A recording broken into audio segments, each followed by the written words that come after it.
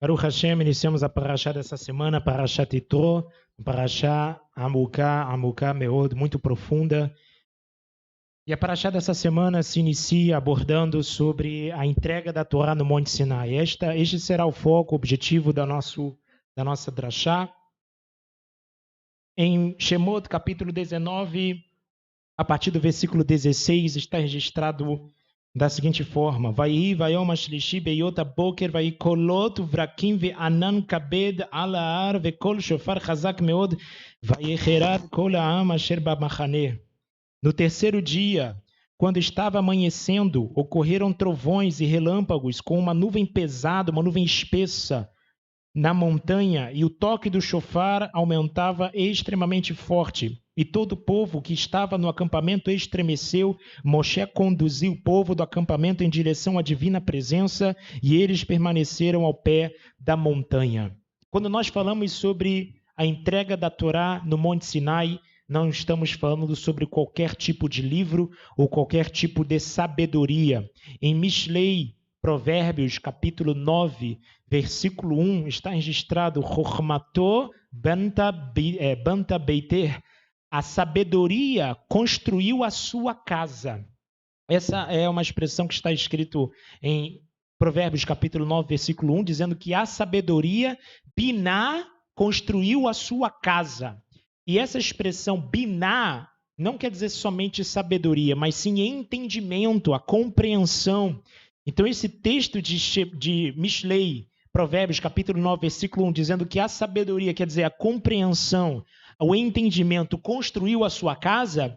Quando nós lemos a palavra Biná, Biná quer dizer entendimento, Biná quer dizer entendimento, com as mesmas letras de Biná. Isso é uma das maravilhosas obras que Hashem fez, é a língua hebraica. A Biná, esta palavra você pode ler Ben Yah, quer dizer filho de Yah, a mesma palavra. Então, quando o texto de Provérbio diz a sabedoria construiu a sua casa, não leia a sabedoria, não leia Biná, leia Ben Yah, Banta Beiter. O filho de Yah construiu a sua casa. O que nós aprendemos de João, o Evangelho de João vai mencionar que o Mashiach, o Messias de Israel, a palavra do Eterno, foi o arquiteto da criação. Foi através dele em que todas as coisas foram criadas. E esse é um conceito que, quando nós abordamos sobre a entrega da Torá no Monte Sinai, estamos falando desta sabedoria. É este entendimento, esta sabedoria mística que está sendo entregue para o ser humano. Em Deuteronômio, capítulo 33, versículo 2, está registrado que na destra do Eterno estava Esdat, estava o fogo da lei.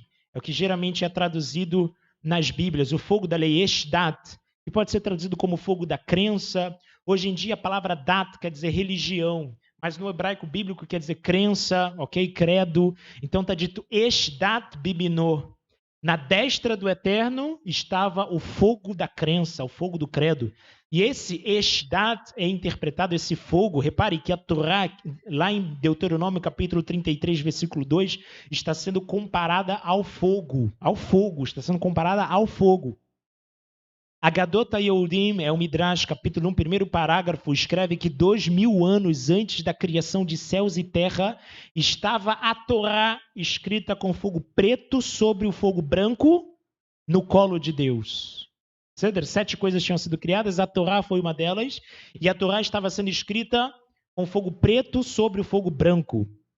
E essa metáfora de fogo preto sobre fogo branco, os rabinos vão nos explicar que linguagem é esta do Midrash, que quer dizer, na verdade, as letras da Torá, as letras que compõem um Sefer Torá, os irmãos sabem, um pergaminho de Torá, são de que cor? Quais são as cores? Qual é a cor das letras da Torá?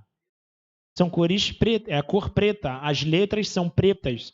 Um Sefer Torá novo, um Sefer Torá Hadash, o pergaminho é uma cor branca. Ele tem cor branca, o pergaminho. Então, essa é uma metáfora que os rabinos usam para mencionar a escrita de uma Torá. Mas repare que a Torá, nesse mundo físico, ela é tinta. Nesse mundo físico, é pergaminho. O que os rabinos estão querendo nos ensinar é que no mundo espiritual isso é fogo. É fogo preto, é fogo branco. Aqui é pergaminho, aqui é tinta. Mas lá em cima, no mundo superior, é fogo preto, é fogo branco. E é isto que o profeta Ezequiel e Ezequiel Navi vê, aquele que estava assentado no trono, que é Mashiach, Melech HaMashiach, o rei Messias. Ele tinha da sua cintura para cima era o quê? Fogo, e da sua cintura para baixo era fogo também. Esta era a visão de Ezequiel Navi, o profeta Ezequiel viu do Mashiach antes dele se encarnar aqui nesse mundo, antes dele vir no ventre virgem de Miriam. Agora repare comigo, isso é uma pergunta que paira sobre a nossa mente ao longo do nosso estudo de Torá. Qual era a composição da palavra de Deus antes dela se encarnar, antes dela se materializar? Eu pergunto para os Ahim, qual era o formato de Yeshua depois que ele nasce? Um formato humano. Então, agora, antes dele vir para o ventre de Yeshua, qual era a composição? Qual que era a constituição de Yeshua? Qual que era a constituição de Mashiach, da palavra de Hashem? Era um corpo de fogo. E quando está registrado em Bereshit, está dito que Hashem Elohim fez o homem à imagem de Elohim, a imagem de Deus, é o que está dito assim. Vaivra Elohim et Adam betsalmo betselem Elohim uasa. O texto do Bereshit diz assim: Deus criou Adão conforme a sua imagem. A imagem de Deus o criou. Por que está dito por que a Torá está repetindo a informação? Aí Deus criou Adão à sua imagem. A imagem de Deus o criou. Por que duas vezes está dizendo a mesma coisa? Porque não é Elohim Deus. Deus não tem corpo. Deus é incorpóreo, ele não tem matéria. A imagem de quem, de fato, Adão Arishon foi criado? A imagem da palavra de Deus. Isto é o que está registrado em Hebreus capítulo 1. No final do primeiro versículo e no início do segundo versículo, está dito que Yeshua, ele é o resplendor da glória do Eterno. Yeshua é o resplendor, é o Zohar da Kvod Hashem, é o resplendor da glória de Hashem. Então o Mashiach foi uma criação que o Eterno realizou para interagir com o mundo, para interagir com a criação. Esta luz, ela é uma luz muito intensa, é um ser que foi criado para suportar todo o Ruach HaKodesh no seu poder inteiro, na sua completude. E este é o representante oficial do Eterno nesse mundo. Então, quando Adam Arishon é criado, está dito a imagem de Elohim o criou. Os irmãos sabem muito bem que Elohim é uma palavra que possui ampla aplicação. Ela é aplicada para juízes, é aplicada para homens comuns. Essa palavra também é aplicada para demônios, é aplicada para deuses e é aplicada para Hashem. Então, qual que é o entendimento então dessa palavra Elohim? O Kuzari, no diálogo 4, primeiro parágrafo, vai mencionar que a palavra Elohim, ela deriva-se de Eialut, que quer dizer governança, autoridade. Então, quando alguém é chamado de Elohim, é um ser na criação que possui domínio, possui governança sobre uma determinada região da criação. Por isso que os juízes, por exemplo, são chamados de Elohim, porque eles exercem governança, autoridade sobre os homens. Por isso que Moshe Rabbeinu foi chamado Elohim em Shemot, capítulo 7, versículo 1. Está dito que Deus coloca Moisés como Deus diante do Faraó. Não Deus de D maiúsculo, mas Elohim é o entendimento que está escrito em hebraico como autoridade, como um ser governante sobre o Faraó. Esse é o entendimento que está registrado lá. Portanto, quando diz na Torá que Adão foi criado à imagem de Elohim, não podemos imaginar que é a imagem de Hashem propriamente, do sagrado bendito seja, porque Hashem não possui formato humano. Mas nós temos um, que é a imagem do Deus invisível. O que está escrito lá em Colossenses? Que é a imagem do Deus invisível. Quem que é a imagem do Deus invisível? Quem é? Yeshua HaMashiach. Ele é a imagem do Deus invisível. Então, quando está escrito que a imagem de Elohim criou, está dito o próprio Yeshua. o próprio Mashiach. A palavra de Hashem era um corpo de fogo, como está registrado na Kabbalah. E é para você imaginar, imagine, principalmente aqueles que conhecem as letras hebraicas, imaginem estas letras cintilantes, com aspecto flamejante, compondo um formato humano, umas brancas, outras pretas, outras brancas, outras pretas. Este é o que a gente chama de Guf Adam Kadmon, o corpo do homem primordial. Foi o homem que Deus utilizou para formar toda a criação, para criar todas as coisas. Esse é chamado Adam Kadmon. Então, Guf Adam Kadmon, o corpo do homem primordial, isto é, Mashiach, o corpo do Mashiach, desde a sua criação, 2000 anos antes de céus e terra, como a Gadota Yudim 1.1, o formato do seu corpo era um formato humano, um formato de fogo, alguns brancos, outros pretos, dadas as letras. E quando mencionamos sobre a entrega da Torá no Monte Sinai, estamos falando de uma expressão escrita desta palavra. É uma expressão escrita da palavra do Eterno. Agora repare letras. 310 mil letras, mais ou menos. Porém, o Zohar vai mencionar que a Torá, Ruhani, a Torá de fato, a palavra de Hashem, a Torá oculta que vai ser revelada na era messiânica, porque está dito que Torá she'adam lomed ba'olam hazeh yevel keneged a Torá she'amashiach yigale be'olam haba. A Torá que o homem comum estuda nesse mundo, ela é vã comparada à Torá que Mashiach vai revelar na era messiânica. Os irmãos sabem muito bem que a tradição ensina que o fogo preto foi revelado, isto é, as letras pretas foram reveladas. Mas e os espaços? E o fogo branco? Porque quando vemos um pergaminho da Torá, não pense você que tem letra somente no aspecto preto. Mas no pergaminho branco também tem letra. Mas como são letras brancas, também a gente não enxerga. Porque elas são da mesma cor do pergaminho. Mashiach vai revelar esse fogo branco. Mashiach vai trazer a revelação verdadeira de todo o compêndio da Torá. E o Arizal diz que contando as letras pretas e as letras brancas são 600 mil letras, na verdade. São 600 mil letras. Isso o Arizal vai mencionar. Contando as letras pretas e as letras brancas são 600 mil. Porém, de letras pretas, mais ou menos 310 mil letras que foram reveladas para nós. Entendeu? Quando eu pego toda a Torá, imagine, eu vou pegar toda a Torá, vou colocar ela numa linha só, vou escrever Bereshit, desde o Bereshit até Israel, que é a última palavra da Torá. Vou tirar todos os espaços, todos os parágrafos, vou colocar toda a Torá numa linha reta.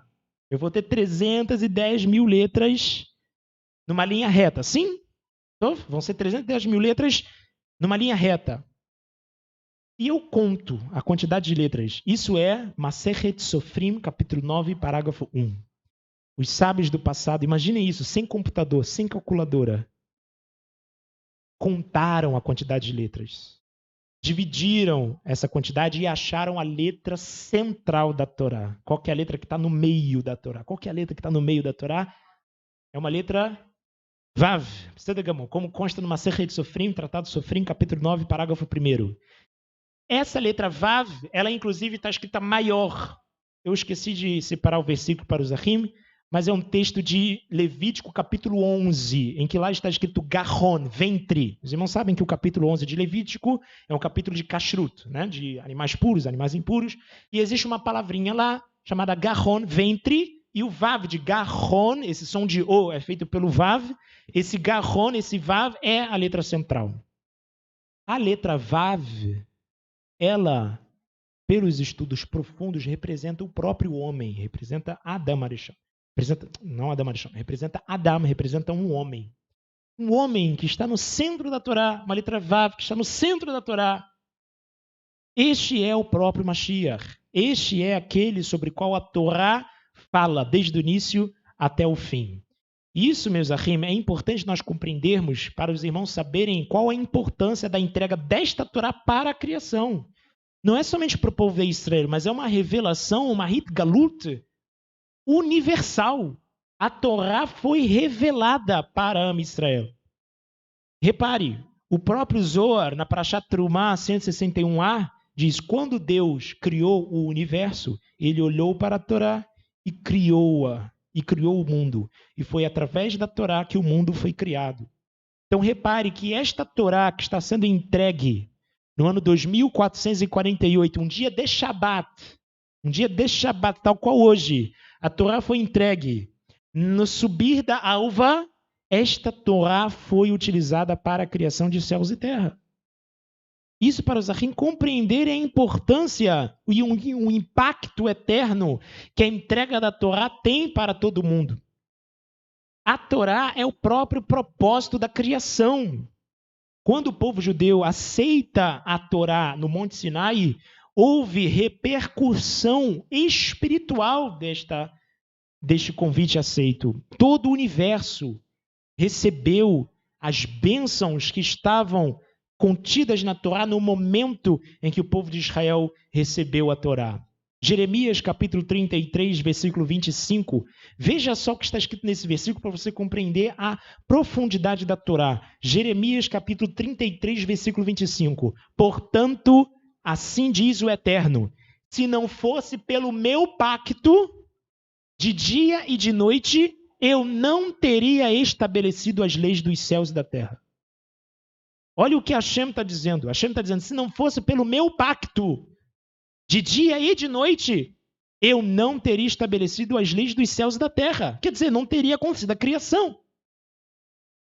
Que pacto é esse? A entrega da Torá no Monte Sinai. Se não fosse pela entrega da Torá no Monte Sinai, se não fosse a Torá, se não fosse por este pacto que o Eterno firma entre a humanidade e a sua pessoa, não haveriam céus e terra. Por isso que Yeshua vai mencionar que enquanto houver céus e terra, não vai se obliterar nenhuma letrinha, mesmo a menor da Torá. Por quê? Por quê? Porque enquanto estiver as letras da Torá, existe céus e terra. Se uma letra perde, céus e terra deixam de existir. Essa é a compreensão que o Mashiach está trazendo. Ele está dizendo que existe uma dependência entre a existência dos céus e a existência das letras da Torá. Mashiach está falando isso para a gente. Existe uma dependência. E repare que na ordem da criação, os irmãos sabem que a criação foi dada em quantos dias? Quem sabe? Quantos dias a criação se deu? Foram 6 dias, certo? E no primeiro dia está dito Yom Rishon. Está dito primeiro dia? Não está dito primeiro dia. Está dito Yom Echad, dia 1. No segundo dia está escrito o quê? Yom Sheni. É o que está escrito? Sim, é o que está escrito. Está escrito Yom Sheni, segundo dia. E no terceiro dia, quarto dia, sim.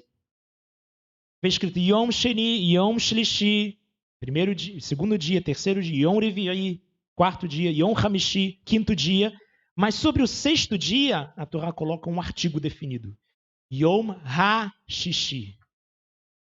A Torá não fala Yom Shishi, sexto dia. A Torá fala Yom HaShishi, o dia do sexto. E a pergunta que a gente faz é por que no Bereshit está escrito Yom HaShishi, o dia do sexto. Urashi vai explicar isso. Isso está em Bereshit, capítulo 1, versículo 31.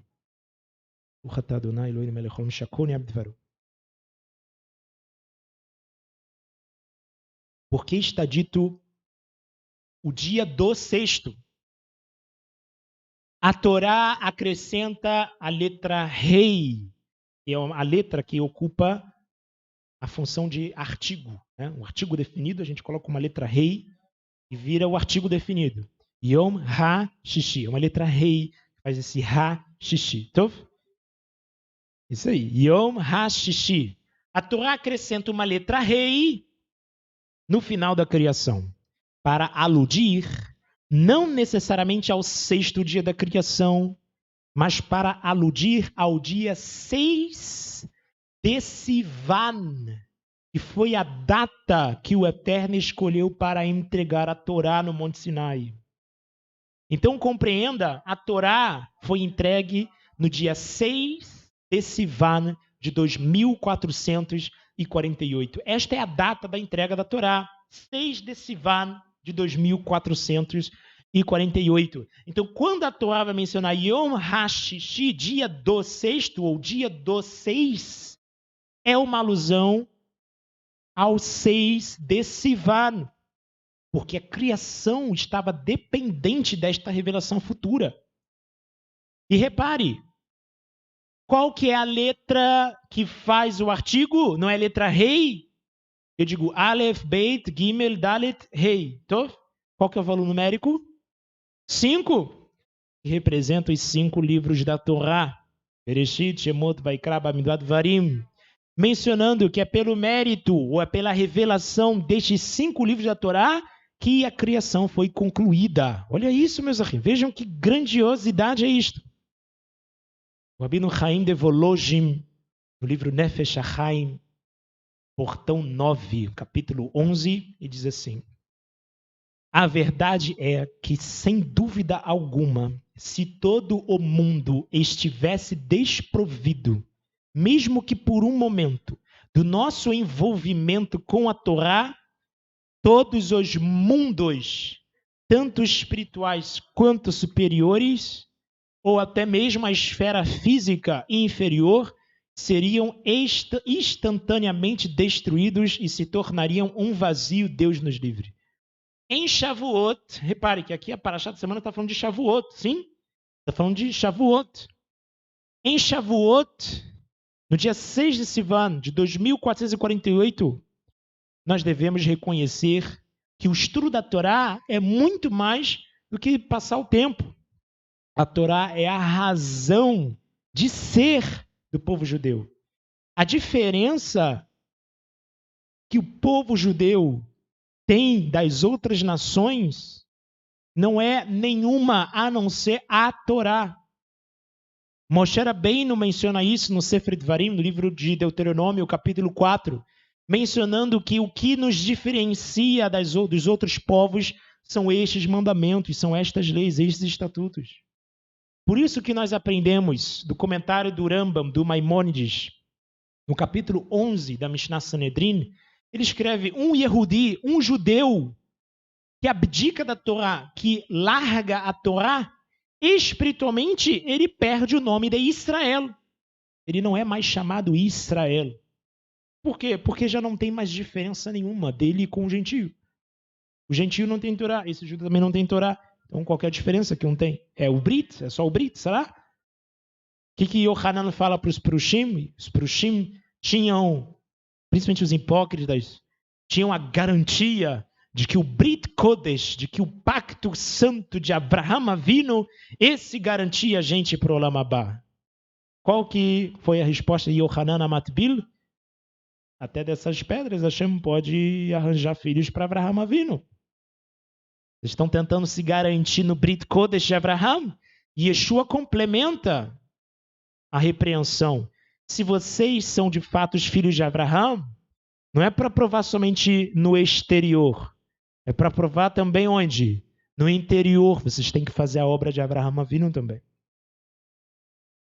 Isto é a grande diferença nossa de outras nações. Isto é verdadeiramente a própria Torá. E agora compreenda que nós somos herdeiros de um compromisso. Nós somos herdeiros de um compromisso. Imagine uma família que recebe sobre si um compromisso geracional. Isto quer dizer, o seu pai firmou compromisso com um colega dele. Olha isso. O seu pai, imagine isso, imagine essa situação. O seu pai firma um compromisso com um amigo na geração dele, dizendo que a família dele sempre ajudaria a família do outro amigo. Sim? Esse foi um compromisso que ele fez. Os descendentes dele também receberiam esse compromisso. Você, como filho, tem que honrar esse compromisso. Foi um compromisso geracional. O seu filho também deve honrar isso, independente de tudo, porque foi uma palavra do patriarca. Ame Israel, o povo judeu também firmou um compromisso para todas as gerações. Am Israel responde para o Eterno.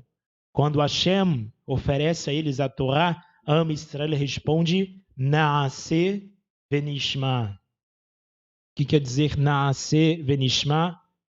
O que quer dizer Naaseh venishma? Faremos Naaseh venishma e ouviremos. Esta foi a resposta que Am Israel deu para o Eterno. Quando os nossos antepassados estiveram no Monte Sinai, na Parashá dessa semana, imagine isso, há 3.300 anos atrás. Os nossos antepassados estiveram no Monte Sinai. Eles não meramente assinaram uma linha pontilhada para aceitar a Torá.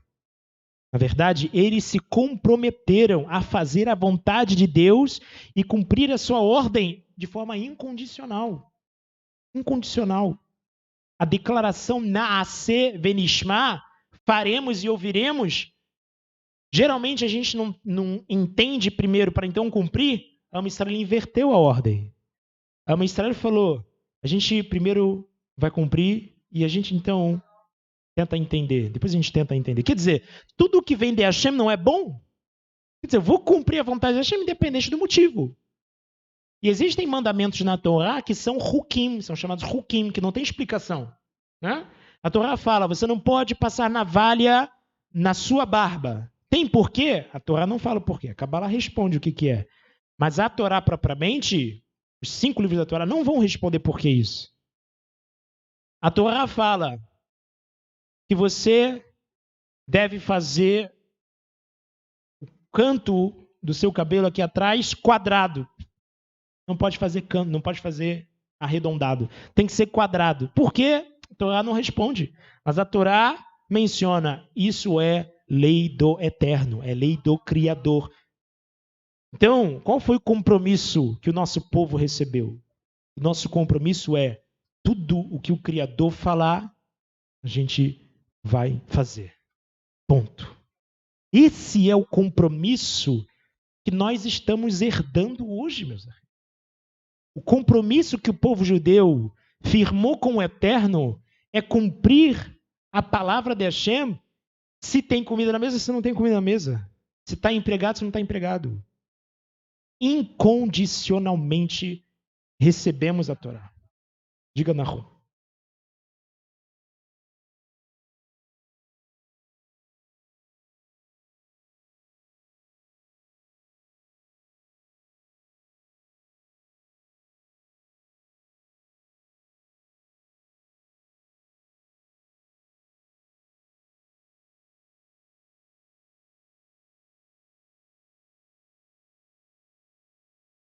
Sim. Os Chachamim vão trazer explicações sobre essas mitzvot, né? Mas Hashem propriamente não fala. Por exemplo, por que Hashem deu o Shabbat? Que Sheshetamim Asa Hashem vai umas Shabbat. Porque em 6 dias Deus fez os céus e a terra e no 7º dia o fogo descansou. Ou seja, tem um motivo de cumprir Shabbat. Então, tudo bem, o Shabbat também tem um motivo por conta da saída do Egito, mas o motivo que foi revelado é a criação. O motivo do Tefilin, saída do Egito. O motivo de Pesach, saída do Egito. O motivo de Sukkot, porque nos primeiros 3 meses, depois da saída do Egito, os nossos patriarcas habitaram em Sukkot, em tendas de palha. Então, existem muitas mitzvot que dão o seu motivo na Torá. Essas em si a Torá não fala. A Torá fala assim, faz. Ramim vão tentar arranjar algum motivo, mas a Torá fala, faz. E a gente não pergunta. Por quê? Porque é Hashem que está falando. E esse foi o compromisso que o nosso povo recebeu. Em Deuteronômio, capítulo 33, versículo 2, nós já damos essa referência aqui. Está dizendo assim, Adonai ba mi Sinai, vezarach mi seir. Alguma coisa me parar. É um texto, Deuteronômio 33, 2, assim, Deus veio do Sinai, reluziu em Seir e se revelou no Monte Paran. O que é isso? Sinai, Seir, Paran, pelo que eu saiba, a entrega da Torá só foi em um monte só, foi no Monte Sinai. Que monte é esse? Seir é esse? Que monte Paran é esse? Monte Seir, onde estavam os Edomitas, os filhos de Esaú. Monte Paran, onde estavam os Ismaelitas, os filhos de Ismael. querendo dizer, antes do Eterno dar a sua Torá para o povo de Israel, o Eterno também tinha dado a sua Torá, também tinha oferecido a sua Torá para os Seirim, né, para os Edomitas e para os Ismaelim. E o Midrash vai dizer, quando o Eterno chegou para os Edomitas e disse, aceitem minha Torá, os Edomitas perguntaram, o que está escrito na sua Torá? E Hashem responde, está escrito, não matarás. Está escrito, não matarás. Os Edomitas falam, então, a gente não vai receber, porque esse é o nosso estilo de vida. A gente vive de homicídio. Né? São assassinos de, como é que fala? Não, são contratados, mercenários. São mercenários. Se a gente vive de matar, e está escrito não pode matar, a gente vai quebrar. E Hashem chegou para os Ismaelim, para os ismaelitas. Aceitem minha Torá. Os Ismaelim perguntaram, o que está escrito na sua Torá? Está escrito, não roubarás, não furtarás. Os Ismaelim falaram, a gente não pode receber, porque a gente vive disso.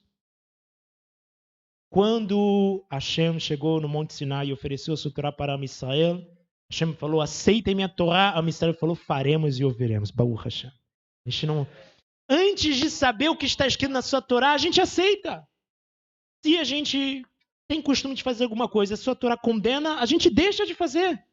Não existe prisão nesse mundo físico. Esse é o legado da entrega da Torá no Monte Sinai. É você aceitar a palavra de Hashem de olhos fechados, e é de olhos fechados mesmo, porque temos que confiar em Hashem.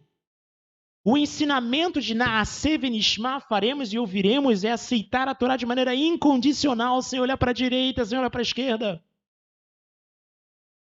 E esse, meus ahim, é um conceito muito profundo para todos nós. Os irmãos se lembram muito bem, se eu não me engano, isso é Lucas 8, mas eu não tenho certeza. Depois os ahim pesquisem, que é a parábola dos dois irmãos. Os irmãos vão se lembrar que existe uma parábola, e Yeshua conta, mencionando que tinha um pai que era dono de uma vide. E ele falou para um filho, dizendo assim, vai lá e cultiva na minha vide. E o primeiro filho falou, tudo bem, eu vou, mas não foi. Tudo bem, eu vou, mas não foi. O segundo filho, o pai chegou e falou, vai lá cuidar da minha vide. O segundo filho falou, não quero. Depois, deu aquela, como é que fala? Com aquele ressentimento no coração, poxa, eu vou fazer. Foi lá e fez. E Yeshua pergunta para os discípulos, quem que cumpriu, quem que obedeceu, quem que agradou o pai? Foi aquele que negou de primeiro, mas depois fez. O que Yeshua está querendo dizer com isso? Isso está intimamente ligado com o Midrash que eu acabei de falar. Estamos falando de Am Israel, do povo de Israel, que recebeu a Torá e falou, Naaseh Venishma, faremos e ouviremos. Meus ahim, por que o povo de Israel está no exílio até o dia de hoje? Por que o povo de Israel está no exílio até o dia de hoje? Bavur avonoteinu arabim, por conta das nossas transgressões. Por que Am Israel passou 70 anos em Bavel? Bavur avonoteinu arabim, por conta das nossas transgressões. Fizemos uma atitude linda diante de Akadosh Baruch Hu. Naaseh Venishma, que aconteceu alguns dias depois, Reta Egel Hazahav, pecado do bezerro de ouro. E as nações? O Eterno também ofereceu a sua Torá. Ofereceu a sua Torá. Mas o que as nações fizeram? Não quero. Mas depois, com o tempo, a gente começa a ver Ahav, Raabe, começa a ver Ruth, começamos a ver portas abertas para Goim que desejam cumprir a Torá. Não foram obrigados desde o início, mas desejam cumprir a Torá. Lishmar, pelo seu valor, por amor a Hashem.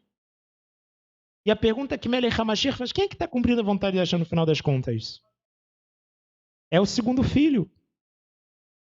Agora reparem, meus ahim, que o conceito que Mashiach está trazendo nessa parábola é reafirmado em Rav Shaul. Rav Shaul menciona o conceito de alguns galhos que foram tirados da oliveira devido à sua infidelidade e galhos que eram de um zambujeiro bravo que, pela misericórdia de Hashem, foram enxertados, sim. Mas o que Rav Shaul menciona? Que não se podem vangloriar sobre aqueles que foram arrancados.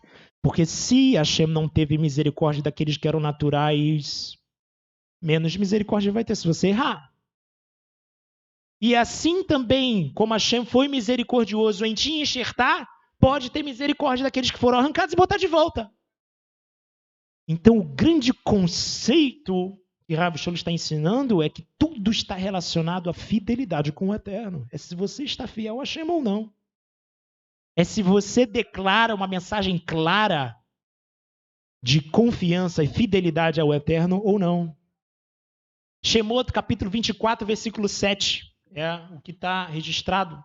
Moshe pegou o livro do pacto, leu nos ouvidos do povo, e eles disseram, tudo o que Deus disse, faremos e ouviremos. Isso é Shemot, capítulo 24, versículo 7. É lindo isso.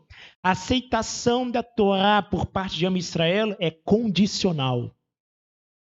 Não foi somente um ato para todo sempre. É um ato condicional. A cada dia temos que declarar Naaseh Venishma. A cada dia temos que receber Ol Malchut HaMitzvot, o jugo dos mandamentos. Todos os dias.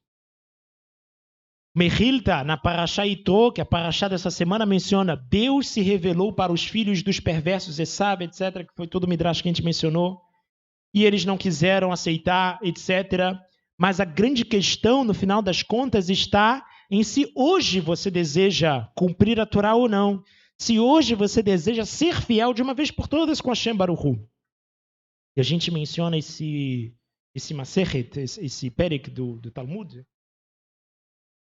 sempre em Shavuot.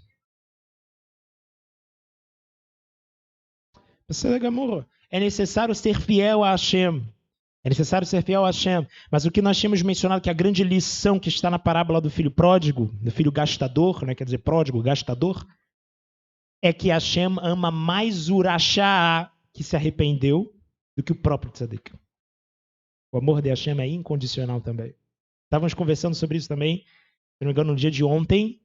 O Rashá, se morrer nos seus pecados, será punido. Mas se fizer tchuvá, David Ameller fala que Hashem pode ter ressalvas. Mais uma coisa que Hashem não tem ressalva, uma coisa que Hashem aceita de pronto, é um coração quebrantado. Isso Hashem não nega. Isso é o que está escrito no Terrilim. Pode ter certeza, se você quebrantar o seu coração, Hashem vai ouvir. Pode ter certeza. Por quê? Porque o Urachá, o perverso, quando faz tchuvá, e quando eu digo fazer tchuvá, se arrepender, é tchuvá shlemá, é um arrependimento pleno, completo, de coração e alma e corpo, tudo. Ele é mais amado do que o próprio tzadik. Ele é mais amado do que o próprio justo. Esse é o ensinamento que Yeshua traz no filho pródigo. Né? O pai fez festa, etc. E o filho pródigo, o filho que estava dentro da casa, ficou, meu Deus, eu que nunca saí de casa, você nunca fez uma... Mas Hashem ama o Urachá, ama o perverso que volta para os caminhos de Hashem.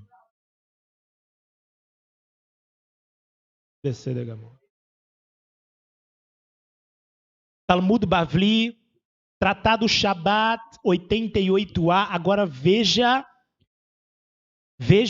como que os céus veem aquele que aceita a Torá de maneira incondicional.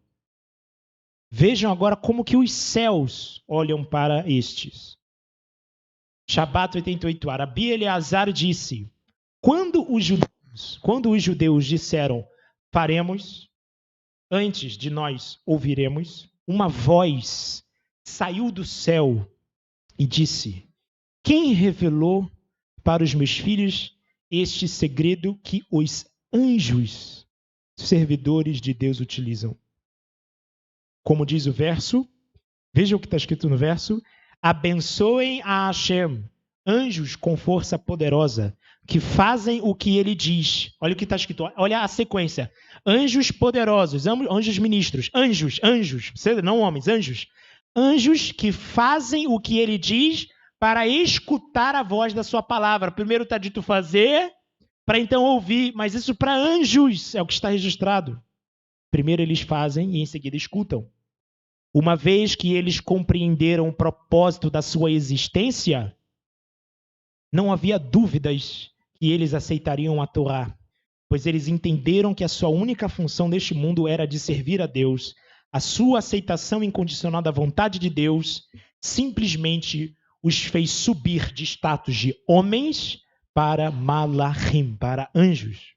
Veja isso, a visão espiritual de uma elevação tão grande, tão esplendorosa, que o mundo espiritual nos olha como malachim, como anjos, porque assim como os anjos obedecem à vontade de Hashem, de maneira incondicional, se assim o fizermos aqui neste mundo, também seremos deste mesmo nível.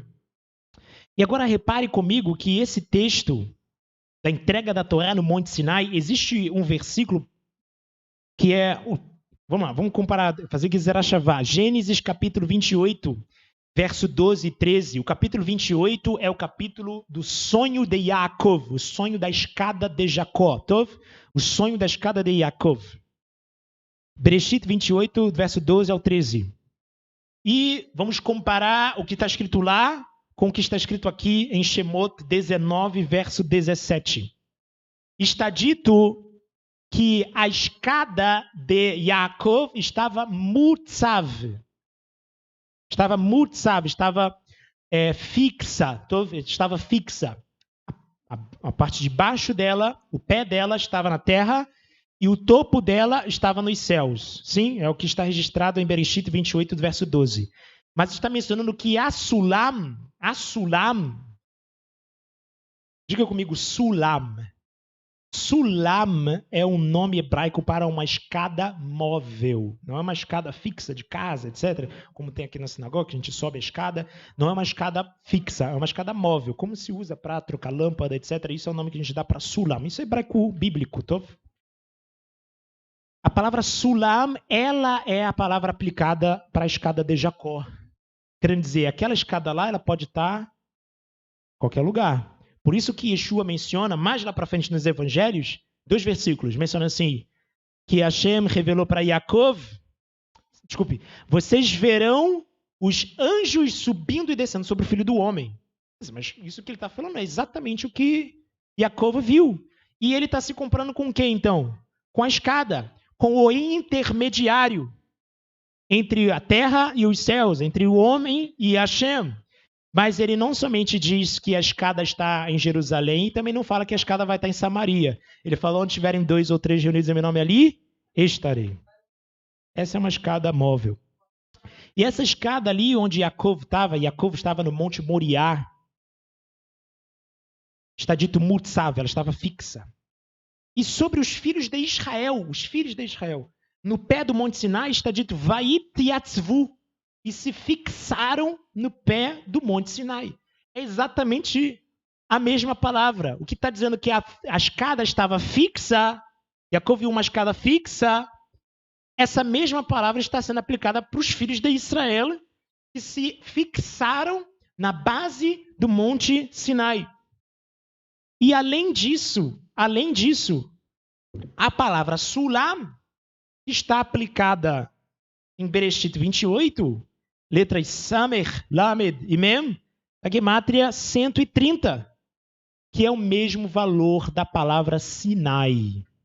Ou seja, a escada Sulam que Yaakov viu também tem como um dos seus significados a entrega da Torá no Monte Sinai. Yaakov Avinu recebeu ali também a revelação de que a Torá seria dada. Mas repare, não seria incrível o local, os Ahim, só para a gente finalizar, os Ahim sabem muito bem que em muitas passagens da Torá está dito quando você chegar no local em que Hashem escolheu para colocar o seu nome. A gente sabe que esse é o Monte Moriá, porque está dito lá em Bereshit capítulo 22, Gênesis 22, está dito que Abraham Avinu, depois que ele sacrifica o carneiro no lugar de Yitzhak, diz assim, ele chama o nome do lugar de Adonai Yerae, o Eterno será visto. É o que está dito lá. Quer dizer, Hashem seria visto ali. Onde? Na Arca Sagrada, onde estaria ali. Então ali é o Monte Moriá. Não seria incrível se no próprio Monte Moriá ali fosse a revelação da Torá? Não seria incrível isso? Mas por que Sinai? Qual que é a espiritualidade do Monte Sinai em detrimento do Monte Moriá? Porque lá está o Beit HaMikdash e aqui está a entrega da Torá. Rahamim vão nos explicar, e aqui vou mencionar referência para os irmãos, Bereshit Rabá 68:12, ele vai mencionar que, primeiro, Hashem escolheu o Sinai não por qualquer motivo, mas por que não Monte Moriá? Para que o povo judeu não pensasse que a divina providência ela está limitada a um local. Porque só o Bet HaMikdash já faz a gente pensar que a presença divina já está lá. Imagina se fosse também a entrega da Torá no Monte Sinai ali, a entrega da Torá no Monte Moriá ali, é aí mesmo que a gente ia pensar que a divina providência está ali. Enquanto que, na verdade, o ensinamento que o Eterno queria dar para a gente na revelação da Torá é que Hashem está dentro de nós. Está dito, Ve'asu li mikdash ve'shachanti betoham, Êxodo 25:8. Façam para mim um santuário e eu habitarei dentro deles. Betoham, é o que está dito. Então, o objetivo de Hashem, com a entrega da Torá, era criar morada dentro do nosso coração, em nós mesmos. E é por isso que o Monte Sinai foi escolhido e não o Monte Moriá. Os Achim sabem o que quer dizer Sinai? Sinai, a palavra sne quer dizer sarça. Exatamente a palavra que Moshe Rabbeinu viu, exatamente a palavra aplicada na revelação que Moisés teve da sarça ardente. A gente chama sne. Snim, sarças. Sinai, minhas sarças. Então, a palavra Sinai quer dizer minhas sarças. E Hashem revela a Moshe Rabbeinu. Moshe Rabbeinu estava lá em cima. E ele recebeu a revelação da sarça ardente em qual monte? No Monte Sinai. Porque Moshe Rabbeinu, o Eterno fala para Moshe Rabbeinu assim, um sinal de que eu estarei contigo é porque você voltará aqui e o povo de Israel vai me adorar aqui nesse monte. Que monte é esse? O Monte Sinai. Por isso, tudo bem, tem um contexto geográfico, etc., porque aquele monte era uma plantação de muitas sarças, etc., por isso é chamado Sinai. Mas é Sinai, minhas sarças. Moshe Rabbeinu viu uma sarça ardendo, não se consumia. Qual que é a interpretação daquela sarça ardendo? Isso é um ensinamento que Hashem estava dando para Moshe Rabbeinu, que Am Israel, a sarça ali representa Am Israel. Am Israel estava sendo oprimido. Sim, estava sendo oprimido. Mas ele não estava sendo consumido. Quer dizer, se Moshe Rabbeinu decidisse, não vou salvar Israel, Hashem vai trazer o Redentor de outro lugar também. Não é essa a resposta que Mordecai fala para Esther? Não pense que você é insubstituível. Se você não fizer a salvação de Hashem, Hashem vai levantar outro. E o Eterno mostra para Moshe Rabbeinu exatamente isso. A existência imperativa do povo de Israel. Por isso que o Zohar vai mencionar Oraita Kutchabrihu Ve Israel Ahad. A palavra de Hashem, o sagrado bendito seja, e Israel possui existência imperativa. Não está dito. Quer dizer, o que eu estou querendo dizer com isso? Oh, meu Deus, o Irã tem não sei quantas bombas atômicas, pode ameaçar Israel.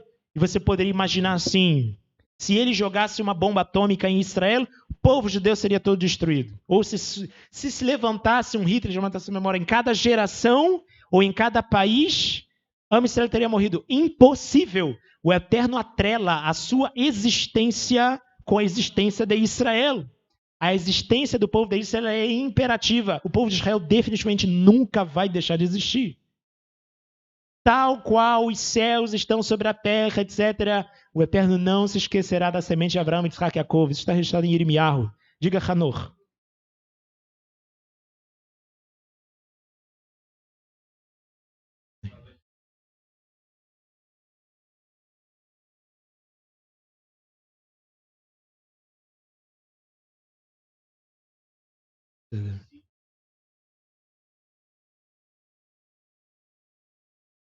Perfeitamente.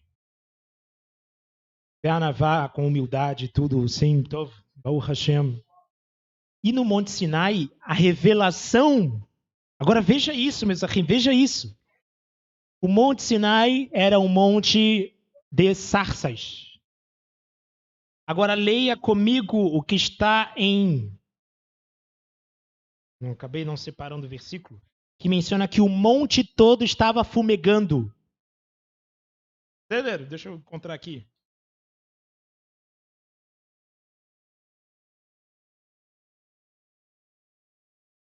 Isso, versículo 18, capítulo 19, versículo 18 está dito, e o Monte Sinai estava todo em fumaça, porque Deus tinha descido sobre ele em fogo. Essa aqui é a Torá. Sua fumaça subia como fumaça de um forno de cal, e toda a montanha tremia violentamente. Imagina uma montanha de sarças e o monte fumegando. É exatamente a revelação que Moshe Rabbeinu teve no Monte Sinai, viu uma sarça. Qual foi a revelação que o povo de Israel recebeu? Todas as sarças do monte estavam queimando e não estavam se consumindo. Isso é o Midrash Bereshit.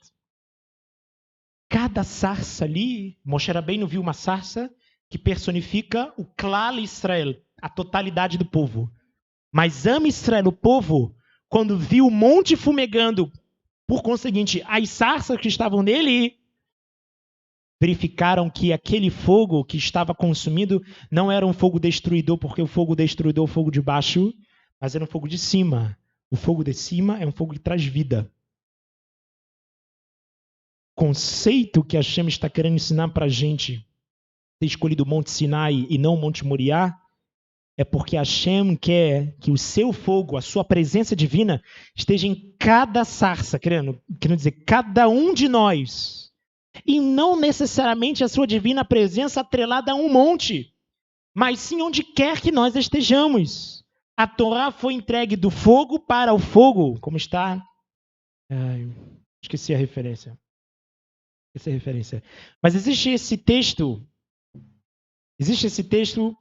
depois eu encontro a referência para os Ahim, mas a Torá, está dito, a Torá foi entregue do fogo para o fogo. Como assim do fogo para o fogo? Não é de Deus para Am Israel? De Deus eu consigo entender ele como fogo, porque está dito que Hashem é fogo consumidor. Mas Israel como fogo, querendo dizer que a Torá também acende a chama da Neshama, da alma. Então esse é o objetivo que Hashem quer. Quando o Eterno desce no Monte Sinai, ele não quer que a sua presença fique só no monte, não quer que a sua presença fique só em um espaço físico, mas ele quer trazer a sua presença para dentro de nós. Cada um de nós é uma morada de Hashem. Cada um de nós. Essa é a grande verdade. Essa é a grande verdade. E o nosso papel é acender essa chama a cada mitzvah, a cada mandamento. Cada um dessas ordenanças é uma mitzvah que aumenta cada vez mais essa chama interior. Então, o grande convite que a Parashá dá para a gente é aceitar a Torá de maneira incondicional. Incondicional. Busque cumprir a palavra de Hashem. Busque cumprir a palavra de Hashem sem olhar para a direita nem para a esquerda. Amém, meus ahim? Baruch Adonai Leolam, amém ve amém. Bendito eterno para todos sempre. Amém ve amém.